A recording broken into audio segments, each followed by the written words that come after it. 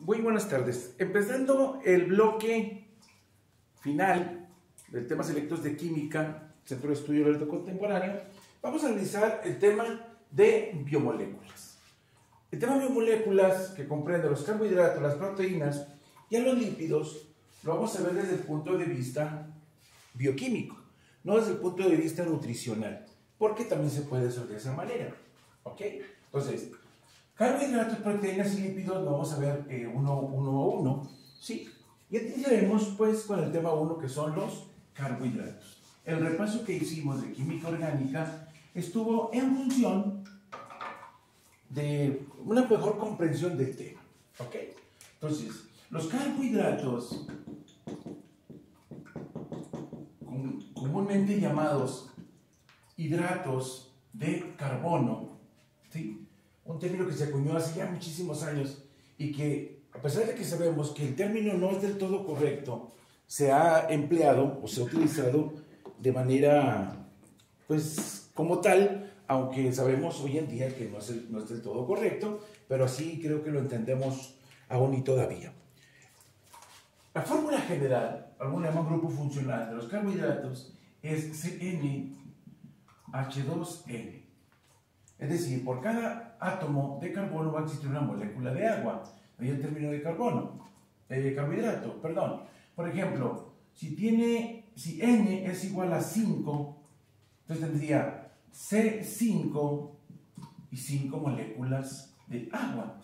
Que esto, si lo traducimos, sería C5, 5 por 2, 10, H10, o 5, porque aquí hay uno que no se escribe. Entonces, este sería C5H10, ¿ok? Y como tiene 5 carbonos, va a recibir un nombre, que puede ser una pentosa, ¿sí? Que puede ser aldo o cetopentosa. Ahorita analizamos ese término de ceto o de pento, ¿de acuerdo? Entonces, esta es la fórmula general, bioquímicamente hablando, de un carbohidrato. Ahora, los carbohidratos tenemos que analizar que su forma más pequeña son, como primer término, el monosacárido. ¿Ok? El monosacárido es la molécula más pequeña en términos de estructura química. No quiere decir que no exista una situación proporcional a como se menciona. Si tengo una sola estructura, monosacáridos, ¿sí? Este monosacárido sería de una sola estructura, ¿ok? Pero si tengo dos monosacáridos juntos, sería un disacárido, ¿ok?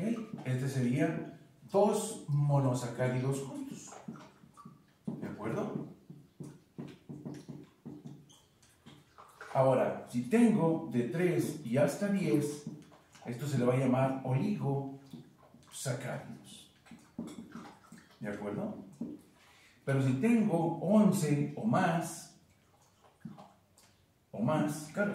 átomos de carbono, 11 o más monosacáridos, esto va a ser un polisacáridos.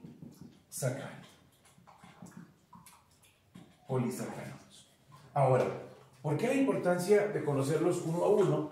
Bueno, ustedes y yo funcionamos en base a nuestra combustible gasolina, que es la glucosa. Y la glucosa y la fructosa son dos monosacáridos de la misma molécula, mismo número de carbonos, mismo número de hidrógenos, mismo número de oxígenos, pero con una estructura diferente en cuanto al grupo cetónico. Ahorita lo vamos a platicar. La glucosa y la fructosa juntas me van a dar un monosacárido, un disacárido. El disacárido más común es la sacarosa, ¿ok?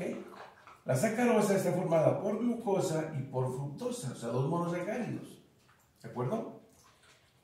Esta no es la más importante, también tenemos a la lactosa, ¿sí? Y a la maltosa.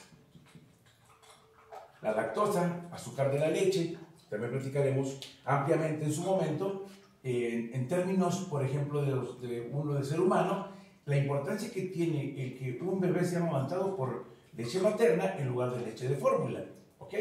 Los oligosacáridos son de 3 y hasta 10 carbonos Y los polisacáridos son estructuras muy grandes, por ejemplo, la celulosa, que está presente en las fibras de los árboles, ¿sí? Y el almidón. ¿De acuerdo? Esto lo vamos a ver a fondo, ahorita solamente estoy dando una de las formas en la que ustedes y yo podemos separar o dividir de acuerdo a las estructuras que tenga un carbohidrato. Entonces, una sola estructura puede ser, debe ser un monosacárido como la glucosa, como la fructosa. Un disacárido, pues será dos monosacáridos juntos, y estos son los más importantes, y los polisacáridos más importantes suele ser el almidón. ¿De acuerdo? Entonces, vamos a ver la diferencia que hay entre glucosa y fructosa, por decir algo, ¿no? Para tratar de diferenciar lo que estoy mencionando. Fíjese bien. Dije al principio que el término carbohidrato ya no era del todo correcto, o no es del todo correcto, y le voy a decir el por qué. Si yo tengo una estructura, por ejemplo, estoy obviando los hidrógenos, ¿de acuerdo? Y aquí tengo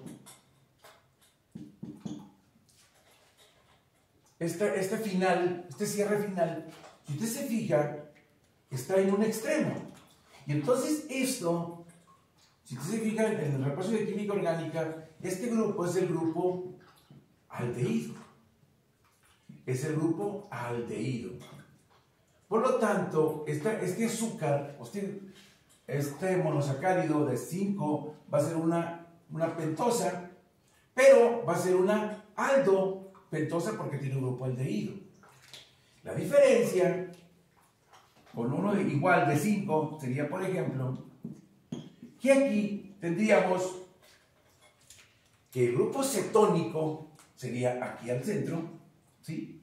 Si usted se fija, este carbono donde está unido el grupo carbonilo es un carbono secundario y es un carbono primario. Entonces sería el grupo cetónico. ¿De acuerdo? Entonces, hablando de glucosa y fructosa, uno tiene el grupo aldehído, otro tiene el grupo cetónico. Ahora, ¿cómo hacer para darle su nomenclatura? Bueno, primero, la estructura más pequeña de los monosacáridos es el que tiene 3 carbonos. Y el que tiene 3 carbonos se va a llamar triosa. El de 4 carbonos se va a llamar tetrosa.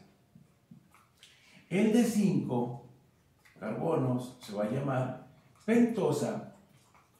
El de 6 carbonos se va a llamar hexosa, y etcétera, etcétera, etcétera. ¿De acuerdo? Lo único que tengo que distinguir es si la triosa, tetrosa, pentosa y hexosa tienen al grupo cetónico, que va al medio, en cualquier lugar, o el grupo aldehído que va a un extremo. En la asignación tenemos trabajo para completar estructuras de grupos si es aldehído o si es el grupo cetónico. Eso sería el preámbulo para los carbohidratos. Buenos días.